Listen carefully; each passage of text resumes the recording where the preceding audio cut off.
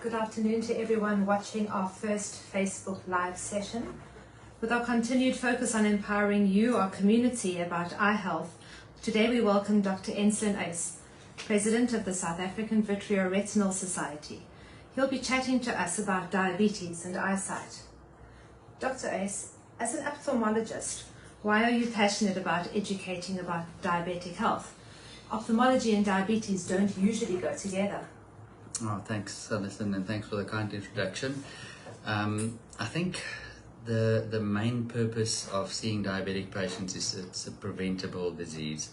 So we often see patients by the time they arrive on our doorstep with advanced disease, and if they are screened early and these early signs of diabetes are picked up, we can prevent blindness and we can prevent difficult surgery.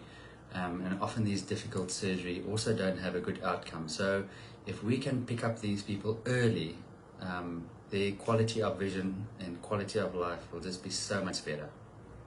So Dr. Uys, how exactly does diabetes affect the structure of the eye?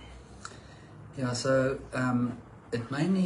diabetes is a small vessel disease, and in your eye you've got plenty of small vessels. And when these small vessels are affected by diabetes, they basically start closing down and you get poor blood flow to the retina.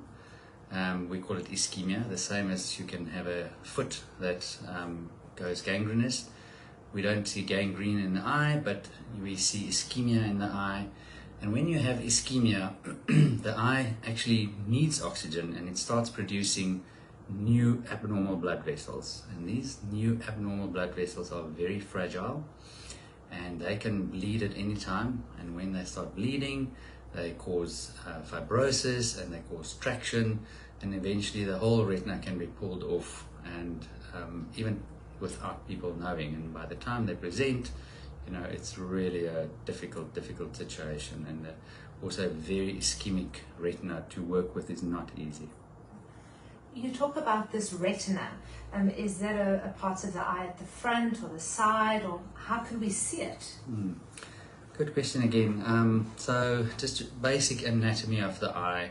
The front part of your eye, which we call the cornea, is like the window of your eye, and then your colored part of your eye is your iris, and the little hole is your pupil, and then you go into the eyeball. The eye is actually like a soccer ball.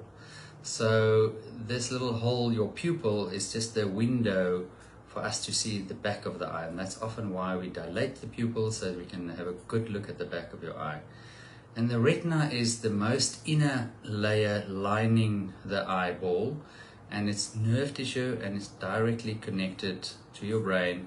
It actually converges and in the back of your eye and forms the optic nerve, and then from the optic nerve you get your signal sent to your brain. So it's really the main sensor of your eye that picks up sight and takes that little image and processes it through the optic nerve all the way to the back of your brain. So it's the inner lining. You do get very protective outer layer called the sclera. That's a white part of your eye, and that's like a thick leather. And then between the sclera and the retina is also a blood supply called the choroid. But the retina is the most inner layer of the eyeball, in the back of the eye. So Dr. Uys, you talk about preventing damage to the retina by the management of diabetes.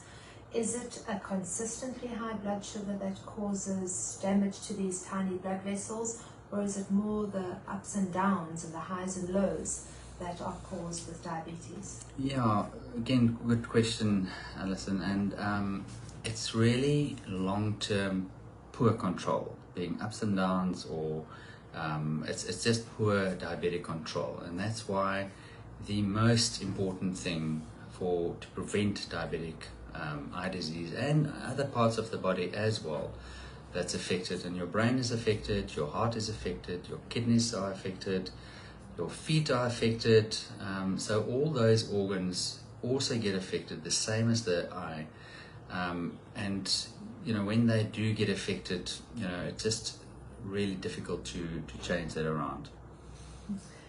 Dr. Uys, thank you very much for this time that you've given us. As World Diabetes Day draws closer on the 14th of November, we look forward to discussing more about what the 4 million diagnosed diabetics in South Africa can do about protecting their eyesight.